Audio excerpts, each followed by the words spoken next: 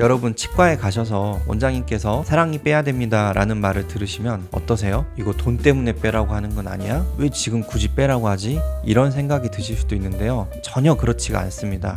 사랑니를 너무 늦게 뺐다가 지금 보시는 사진처럼 앞쪽에 멀쩡한 어금니의 뿌리가 다 녹아버린 경우들도 많거든요. 사랑니만 빨리 뽑으셨어도 이분 같은 경우에는 임플란트까지는 굳이 하실 필요가 없었던 경우예요. 그래서 되도록 문제되는 사랑니는 빨리 빼주시는 게 좋은데요, 그렇다고 모든 사랑니를 빨리 빼야 된다라고 말씀드리는 건 아니에요. 그래서 오늘은 이렇게 사랑니가 누워서 나게 되는 이유, 그리고 빼야 될 사랑니와 빼지 말아야 될 사랑니에 대한 이야기도 할 거고요. 마지막으로는 이제 어떻게 이렇게 누워있는 사랑니를 뺄 것이며 조금 더 편안하게 사랑니를 뽑는 방법은 있는지에 대해서 이야기를 하겠습니다.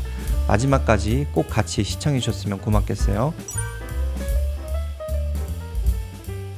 이에 대해 학자들마다 의견이 분분한데요, 가장 정설로 많이 받아들여지고 있는 이론은 인류의 진화에 따른 턱 크기 변화가 원인이라는 이론입니다. 우리 인류도 처음에는 사냥을 통해서 음식을 구하고 이것을 요리 없이 날것으로 먹었습니다. 그래서 원시인 화석을 보면 어떤가요? 턱의 크기가 굉장히 크고 턱 근육이 많이 발달한 것을 알 수가 있어요. 그랬던 인류가 불의 발견을 하게 되면서 날것으로 먹었던 고기를 익혀먹기 시작했고요. 결정적으로 여기에 더해서 농경사회가 시작이 되다 보니까 빵이라든가 밥이라든가 면이라든가 이런 부드러운 음식들이 이제 주식으로 삼게 되면서 인류의 턱의 크기는 더욱더 줄어들게 됐습니다. 그런데 여기서 생긴 문제가 뭐냐면, 이렇게 턱 근육과 턱뼈의 크기는 줄어들었는데 치아의 개수와 형태를 가진 유전자에는 변화가 없었다는 거예요. 그래서 원래 우리가 원시 인류 때부터 가지고 있던 28개의 치아가 지금에 와서도 계속 나오고 있다는 거예요.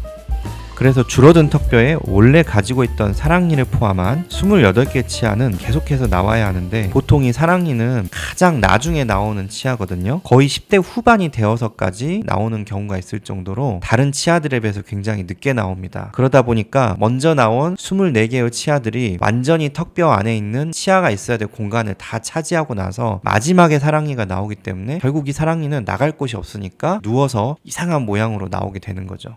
자, 여기까지 사랑니가 왜 이렇게 대체 누워서 우리를 불편하게 하는지 그 이유에 대해서 한번 알아봤고요. 그렇다라고 하면 누워서 나는 불편한 사랑니를 과연 꼭 빼야만 하는가 라는 의문이 드실 거예요. 그래서 제가 자료를 찾아봤는데요, 이 궁금증에 대한 신뢰할 만한 답을 내주고 있는 좋은 논문이 하나 있어서 같이 살펴보도록 할게요. 이 논문은 삼성서울병원 구강내과에서 2002년부터 2007년 사이에 발치한 883개의 사랑니를 대상으로 한 연구자료를 토대로 만들어졌습니다. 제목은 하악 제3대 구치의 맹출 양상과 제2대 구치의 후방 치아 오십과의 상관관계인데요. 굉장히 어렵죠. 쉽게 말하면 사랑니가 얼마나 누워있고 얼마나 깊게 박혀있는지에 따라서 충치가 얼마나 많이 생기냐를 연구했다는 뜻이고요. 이 연구의 결론을 살펴보면 누워있는 사랑니 발치에 대한 다소 흥미로운 답을 알 수 있게 되는데요, 사랑니가 누워있는 각도에 따라서 앞에 있는 영구치와 사랑니의 충치가 얼마나 많이 생겼는지에 대한 결과값을 보면요, 61도에서 80도로 누워있을 때가 46.7%로 가장 많이 충치가 생겼고요, 그 다음에 41도에서 60도가 32.9%, 그리고 21도에서 40도가 8%입니다. 특이한 건 81도 이상과 20도 미만에서는 거의 잘 충치가 생기지 않았고 발치도 하지 않았죠. 그러니까 여기서 특이할 만한 내용은 뭐냐면, 사실 20도 미만이라고 하면 그냥 이렇게 똑바로 난 사랑니를 말하거든요. 그래서 이거는 어떻게 보면 당연한 건데, 81도 이상은 정말 아예 이렇게 누워서 확 속에 박혀있는 사랑니인데 오히려 이런 경우는 충치가 생기지 않았다라는 거죠. 그리고 이 내용은 다음 분석에서도 비슷한 결론으로 이어지게 됩니다.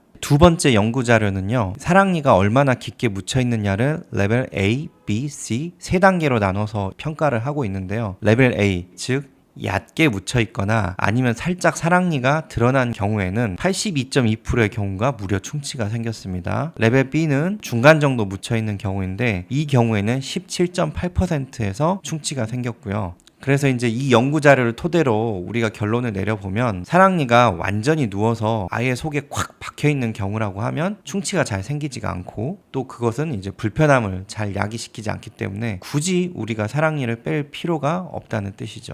하지만 안타깝게도 이 연구에 보면은요, 누워서 난 사랑니의 경우에 이렇게 완전히 꽉 묻혀있는 경우는 그 비중이 10%도 되지 않는 것으로 나오고 있습니다. 이 뜻은 그 외의 대부분의 80% 이상의 누워있는 사랑니는 결국에는 그 앞쪽 영구치와 사랑니 자신이 충치를 유발할 가능성이 높다는 뜻이죠. 그렇기 때문에 대부분의 누워있는 사랑니는 빨리 빼주는 것이 낫다는 결론에 도달하게 됩니다.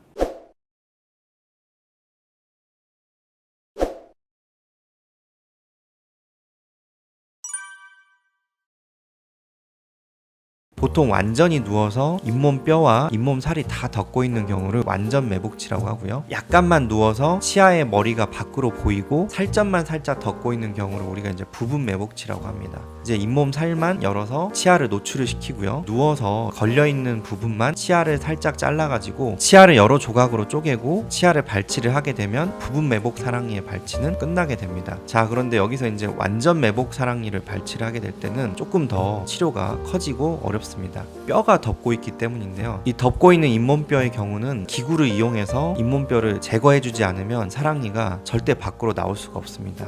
그래서 이 완전 매복 사랑니의 경우는 아까 부분 매복 사랑니와 마찬가지로 잇몸을 절개를 하고 치아를 여러 조각으로 쪼개준 것도 하지만 쪼개진 치아가 나오기에도 잇몸뼈가 덮고 있기 때문에 공간이 없기 때문에 그 덮고 있는 잇몸뼈를 또 한번 기구를 이용해서 제거를 해줘야 됩니다. 매복 사랑니의 발치는 그 과정이 간단하지 않고 어렵습니다. 게다가 아래턱에 지나다니는 신경관이 있는데 이 사랑니 부위는 이 신경관이 가깝게 주행을 하고 있기 때문에 자칫 치아를 쪼개거나 잇몸뼈를 제거하는 과정에서 이 신경을 건드리게 되면 큰 문제가 발생을 하죠. 행여 잘못해서 부작용이 생기면 어떨까? 치료 자체도 너무 힘들고 아플 텐데 어떻게 받을까? 고민이 서게 되죠. 그래서 요즘에는 이런 매복 사랑니 발치의 공포를 극복할 수 있는 가장 쉬운 방법은 바로 이제 수면 치료입니다. 의식화 진정요법이라고 하는데요. 얕은 진정 효과를 보이는 미다졸람이라는 약재를 이용을 해서 진정된 상태에서 치료를 받고 치료가 끝나고 나서 기억을 못합니다. 치료 과정이 힘들고 무서웠을지라도 나중에는 내 머릿속에서 그 치료를 받은 기억이 없기 때문에 편안하게 치료를 받았다고 생각을 하실 수가 있죠. 누워있는 매복 사랑니의 발치가 분명히 힘들고 무서운 치료인 건 맞습니다.